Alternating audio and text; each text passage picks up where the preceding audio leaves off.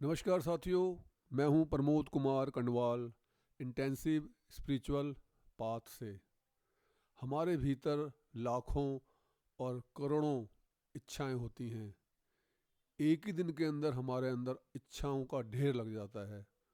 दिन भर हम कुछ ना कुछ इच्छा प्रकट करते रहते हैं, लेकिन इन सब के बावजूद भी इन इच्छाओं को हम दो भागों में बांट सकते हैं।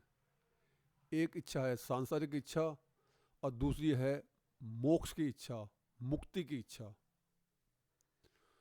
तो जो लाखों करोड़ों इच्छाएं हैं उनको तो हमने अपने हाथों से पकड़ा हुआ है, लेकिन दूसरी इच्छा जो मोक्ष की इच्छा है वो स्वयं हमारे भीतर है, इनबिल्ट है। जैसे कंपनी से कोई हम कार खरीदते हैं तो उसमें एसी इनबिल्ट होता है। तो जो इनबिल्ट होगा, जो उसे इंजीनियर बनाएंगे, वो ज़्यादा सही मायने में ड्यूरेबल होगा, अच्छा होगा, आनंद देने वाला होगा।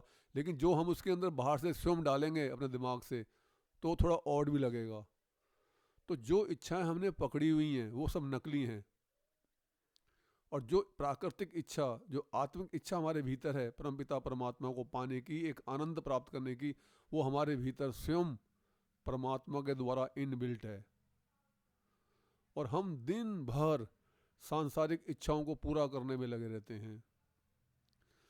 एक सांसारिक इच्छा हमारी पूरी होती नहीं कि दूसरे के लिए हम फिर तैयार हो जाते हैं। और यदि आप इसका विश्लेषण करें तो पाएंगे कि सांसारिक इच्छा तो कभी भी पूरी नहीं होती। क्यों?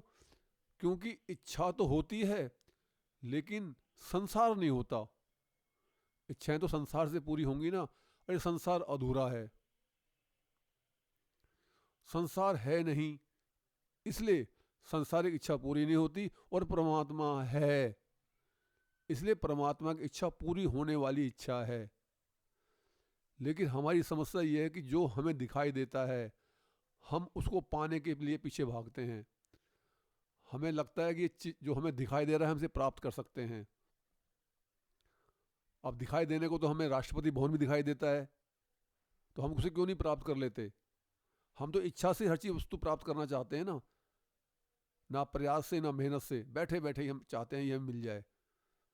तो संसार की वस्तुएं भी इच्छा प्राप्त करने से कभी पूरी होती नहीं है, क्योंकि संसार अधूरा है। और सही मायने में तो संत महात्मा के अनुसार संसार है ही नहीं। ये एक्चुअल में अनुभव का विषय है। जब हम अनुभव करेंगे तो हम पाएंगे कि संसार है ही नहीं, है तो सिर्फ परमात्मा है।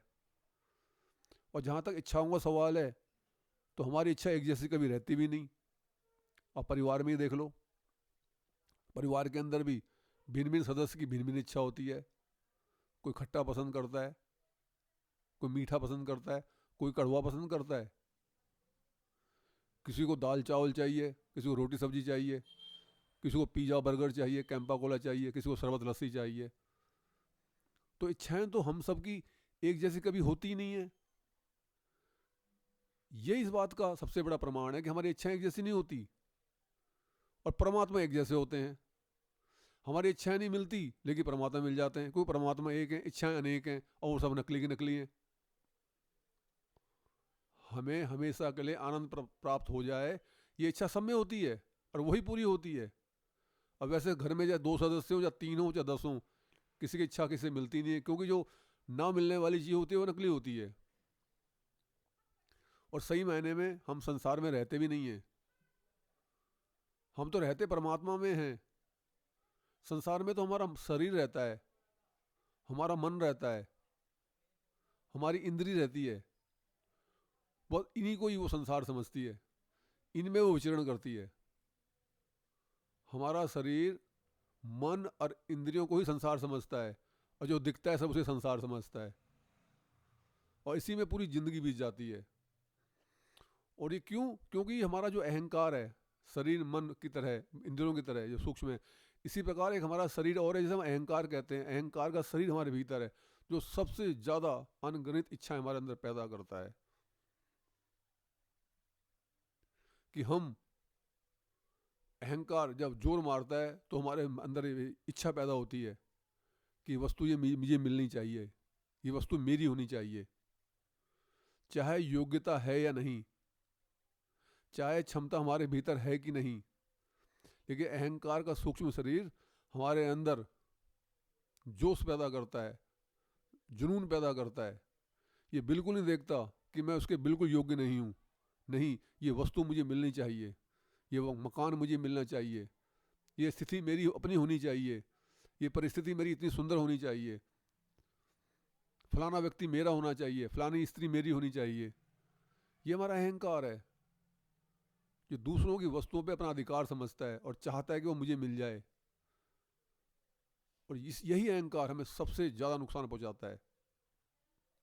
कबीरदास जी कहते हैं कि वास्तविकता के अंदर रहना चाहिए, जो हमारी योग्यता है उन्हीं के अनुसार हमें अपना जीवन यापन करना चाहिए। जितनी हमारी इनकम है उसके अनुसार रहना चाहिए। जितनी हमारी स्थिति है मकान में, कि हमारा कितना बड़ा मकान हो, जितना भी है हमें उसमें ही संतुष्टि करनी चाहिए। अनावश्यक रूप से अहंकार नहीं करना चाहिए, क्योंकि जब जितना ज़्यादा मात्रा में अहंकार करते हैं हमारे अंदर उतनी ज़्यादा इच्छाएं संसार की पैदा होती हैं, और यही सबसे ज़्यादा हमें संसार में फंसाती हैं और हमारी समस्या का कारण बनती हैं। कबीरा गर्व न कीजिए काल गहे कर केस, ना जाने कित मारिए है क्या घर क्या परदेश। अहंकार के कारण हम किसी वस्तु को लेने चल पड़ते हैं, ये हमारी हो जाए, ये हमें प्राप्त हो जाए, और निकल पड़ते हैं। वो कह रहे हैं गर्व न कीजिए, इच्छाएं न कीजिए फालतू में। काल गहे कर केस, जो काल है, जो मौत है, जो यमराज है, उसने हमारे बाल को पकड़ा हुआ है। ना जाने कित मारी है क्या घर क्या परदेश, पता नहीं वो कब उठा के कहाँ पटक दे, कहाँ मृत्यु का आलिंगन करना पड़ जाए, चाहे घर हो चाहे परदेश हो। तो संत महात्मा बता रहे हैं कि जो हमारा सूक्ष्म शरीर मन बुद्धि है, ऐसे ही हमारे शरीर के भीतर एक अहंकार का एक शरीर है जो सूक्ष्म है। और जो चीज़ सूक्ष्म होती है वो सबसे ज़्यादा नुकसान पहुंचाती है, सबसे ज़्यादा महत्वपूर्ण वही होती है।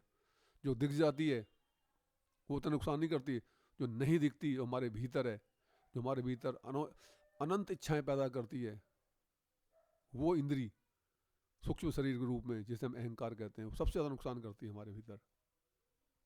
यदि हम संसार में ना रहकर अपने वर्तमान में रहें, जो प्रेजेंट टाइम है हमारा, वरना आदमी की अधिकतम जिंदगी या तो भूतकाल के सुमरन में गुजरती है या भविष्यकाल की कल्पना में गुजरती है। संत महात्मा कहते हैं इससे कुछ नहीं मिलने वाला, जो बीत गया वो गया, और जो आएगा वो हमारे पास नहीं है। अभी हमारे पास वो इस समय वर्तमान का जो समय है वही हमारा है, हम उसमें रहें, उस वर्तमान में। और जब वर्तमान में रहते हैं तो फिर हम सही मायने में परमात्मा के संग रहते हैं। यानी हर कार्य करते हुए भी यदि हम अपनी जीवात्मा के साथ रहें तो संसार का रंग ना हमारे पर चढ़ पाएगा, बल्कि हम संसार में हर कार्य करते हुए भी, संसार में रहते हुए भी, संसार में ना रहकर परमात्मा में ही रहेंगे, और हमारा कार्य जो मोक्ष की प्राप्ति है वो बन जाएगा। यही संत महात्मा हमें ग्रंथों में और वर्तमान रूप में जो परमात्मा का दूत हैं उनके द्वारा समझा रहे हैं कि हम ना तो गर्व करें ना इच्छा पैदा करें। और इच्छा पैदा हमारी जब होती है जो हमारे भीतर जो परमात्मा का अंश है, हम उसका संग ना करके, उसका सत्संग ना करके, संतों का संग ना करके जब हम संसार का संग करते हैं तो सारी की सारी समस्याएं पैदा हो जाती हैं।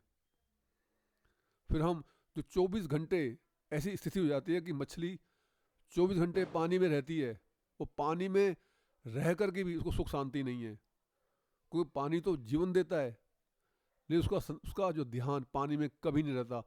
मछली को कभी मालूम नहीं पड़ता वो पानी में है। हम देखते हैं यहाँ से मछली पानी में है, लेकिन मछली को कभी एहसास नहीं होता वो पानी के भीतर है। यदि वो बाहर निकलने की कोशिश करती है तब उसे मालूम पड़ता है कि मेरा दम घुट रहा है, तब वापस में पानी भागती है। वरना जब भी वो पानी में रहती है उसे मालूम नहीं पड़ता कि पानी उसके लिए कितना महत्वपूर्ण है। उसी प्रकार मनुष्य 24 घंटे भगवान के भीतर ही रहता है, भगवान में रहता है, क्योंकि भगवान उसके भीतर है, भगवान उसके भीतर में समाये हुए चारों तरफ। लेकिन उसको हमेशा ये ध्यान रहता है कि संसार में रहता है, वो हमेशा संसार की संगति भी इस हिसाब से करता है कि उसे पता है मैं संसार में रहता हूँ तो संसार की भी संगति भी करनी है। वो ये भी नहीं देखता कि व्यक्ति का संग अच्छा नहीं है, इसका कुसंग है, इसका असंग है, और कहाँ पे सत्संग है, इसका पर विचार नहीं करता। वो तो वो संसार में रहता है और ये नकली सुख संसार का प्राप्त करना चाहता है, जबकि जब जानते हुए भी जो बुद्धिजीवी हैं, समझाते भी हैं संत महात्मा कि संसार तो है ही नहीं सही मायने में, और थोड़ा बहुत भी है तो अधूरा है, अधूरे से हम पूरा कभी भी प्राप्त नहीं कर सकते। सत्संग पूरा है, संतों का संग पूरा है, परमात्मा का अंश हमारे भीतर है, वो पूरा है। जब हम पूरे की संगति करते तो हम भी पूरे हो जाते हैं। यदि आपको संदेश ज्ञानवर्धक लगता है तो आप वीडियो को लाइक, कमेंट, शेयर तथा चैनल को सब्सक्राइब भी कर सकते हैं, ताकि आगे आने वाली सभी वीडियो का नोटिफिकेशन आपको मिलता रहे।